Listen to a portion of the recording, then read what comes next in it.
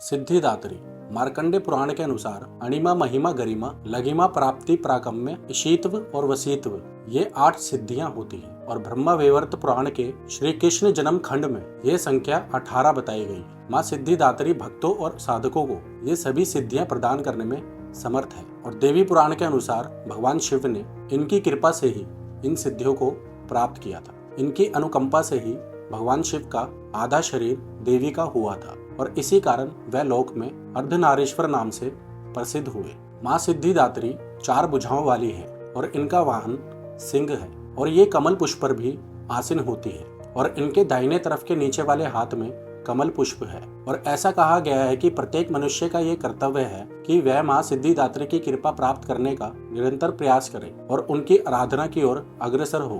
इनकी कृपा से अनंत दुख रूप संसार से निर्लिप्त रहकर सारे सुखों का भोग करता हुआ मनुष्य मोक्ष को प्राप्त कर सकता है। 9 दुर्गाओं में माँ सिद्धिदात्री अंतिम देवी है।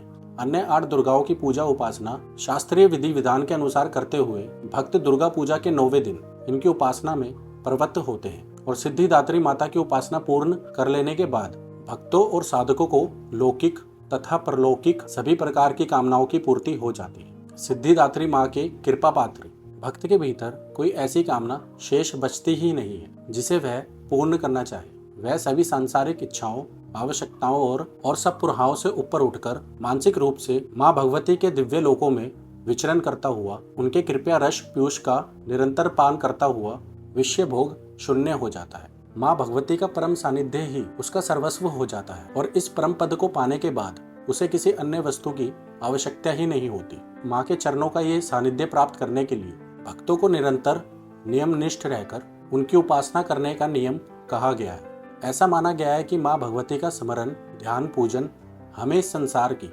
असारता का बोध कराते हुए वास्तविक परम शांतिदायक अमृत पद की ओर ले जाने वाला है और विश्वास किया जाता है कि इनकी आराधना से भक्तों को अणिमा, लघिमा, प्राप्ति, प्रकाम्य, महिमा, ईशित्व, दूर श्रवण, सर्वकामा वसायिता, प्रकामा प्रवेश, वाक सिद्धि, अमरतप भावना सिद्धि आदि समस्त सिद्धियों नवनिधियों की प्राप्ति हो जाती है। ऐसा कहा गया है यदि कोई इतना कठिन तप ना कर सके तो अपनी शक्ति अनुसार जप, तप, पूजा अर्चना करके माँ की कृपा का पात्र बन सकता है। माँ की आराधना के लिए इस श्लोक का प्रयोग होता है।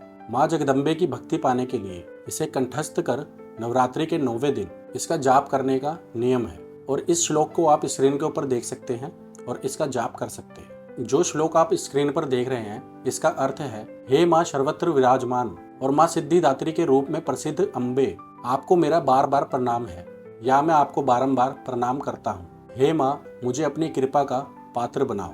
तो चलिए अब जानते हैं कि माँ सिद्धिदात्री का भोग क्या है। ऐसा कहा जाता है कि माता सिद्धिदात्री को हलवा, पूड़ी और चने का भोग लगाना चाहिए और साथ ही इस प्रसाद को कन्याओं और ब्राह्मणों को बांटना बेहद शुभ माना गया है और ऐसा करने वाले साधक से माँ प्रसन्न होती है और उनकी सभी मनोकामनाएं पूर्ण करती है। तो अब जानते हैं कि माता सिद्धिदात्री का पसंदीदा रंग कौन सा है। देखिए, माता सिद्धिदात्री का पसंदीदा रंग हरा है और आपको इस दिन हरे रंग के वस्त्र पहनकर माता सिद्धिदात्री की पूजा और अर्चना करनी चाहिए और अगर आप माता को वस्त्र चढ़ाना चाहते हैं तो हरे रंग का ही चढ़ाएं। चलिए अब जानते हैं कि माता सिद्धिदात्री को कौन सा फूल पसंद है। माँ सिद्धिदात्री को चंपा और गुड़हल के फूल अति प्रिय है और ऐसा भी माना जाता है कि माता सिद्धिदात्री को आप 9 प्रकार के फूल और 9 प्रकार के फल भी अर्पित कर सकते हैं और फल में आप मौसमी का फल अवश्य चढ़ाएं। तो ये है माता दुर्गा का 9वां रूप जिन्हें सिद्धिदात्री कहा जाता है। मैंने अपने चैनल पर दुर्गा माता के बाकी 8 रूपों के बारे में विस्तार में बताया है। आप मेरे चैनल पर जाकर उन वीडियोस को जरूर देखें और ऐसी और भी अमेजिंग वीडियोस हमारे चैनल पर आती रहेगी, इसलिए चैनल को सब्सक्राइब और फॉलो ज़रूर करें और ज़्यादा से ज़्यादा शेयर करें ताकि बाकी लोग भी इसके बारे में जान पाएँ। और ऐसी और भी अमेजिंग वीडियोज़ के लिए देखते रहिए इंस्पायर भी।